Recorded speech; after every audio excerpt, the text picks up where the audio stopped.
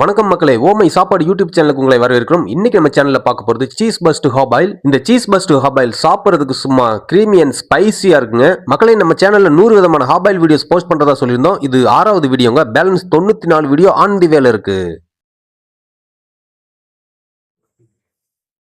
சாப்பிட்டு பார்க்க எப்படி இருக்குங்க? வாவ், ஒரு புளிப்பு, ஸ்வீட்னஸ், அது போக காரம், 3 டேஸ்ட்டும் கலந்துருக்குதுப்பா. அது சீஸும் இந்த லெமனும் சேர்ந்து ஒரு டிஃப்ரெண்டா இருக்கு. நல்லா டேஸ்ட் நல்லா இருக்கு, சூப்பரா இருக்கு. ட்ரை பண்ணி பாருங்க, ரொம்ப நல்லா இருக்கு.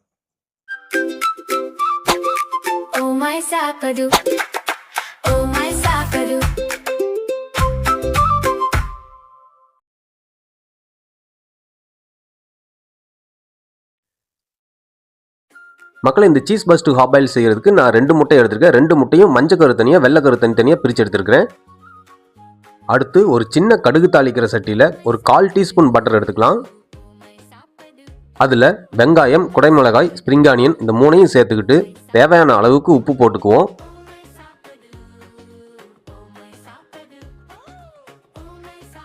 அடுத்து 1 டீஸ்பூன் கிரீன் சில்லி சாஸ் சேர்த்து நல்லா 1 நிமிஷம் மட்டும் தாளிச்சு விட்டுக்கலாம். 1 நிமிஷத்துக்கு மேலே இதை நம்ம அடுப்பில் வச்சிருக்க கூடாது. இறக்கி தனியாக ஒரு பிளேட்டில் வச்சிடலாம். அடுத்து இந்த ஹாப் ஆயில் செய்கிறதுக்கு சீஸ் ரொம்ப முக்கியங்க.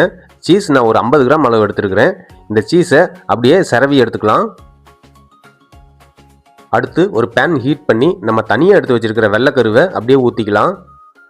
அது மேலேயே நம்ம டோஸ்ட் பண்ணி வச்சிருக்கிற ஆனியன், குடைமிளகாயை சேர்த்துக்கிட்டு அப்படியே செரவி வச்சிருக்கிற சீஸை அப்படியே உதிரி உதிரியாக மேலே தூவி விட்டுக்கலாம்.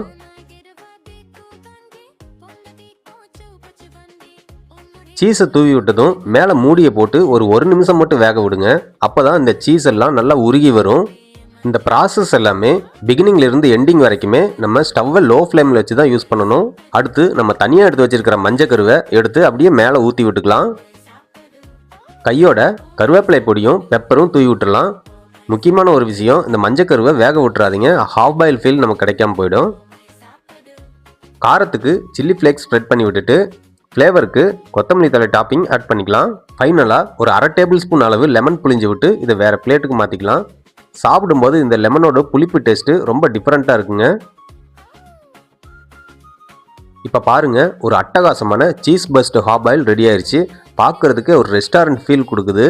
வீடியோ பிடிச்சிருந்தா லைக் பண்ணுங்கள். அதை ட்ரை பண்ணி பார்த்தவங்க உங்கள் எக்ஸ்பீரியன்ஸை மறக்காமல் கமெண்ட் பாக்ஸில் ஷேர் பண்ணுங்கள். இது மற்றவங்களுக்கு யூஸ்ஃபுல்லாக இருக்கும். நான் உங்கள் ஓமை சாப்பாடு மணக்கும் சமையல் மறக்காத சுவை தனிஷ் பாரதி.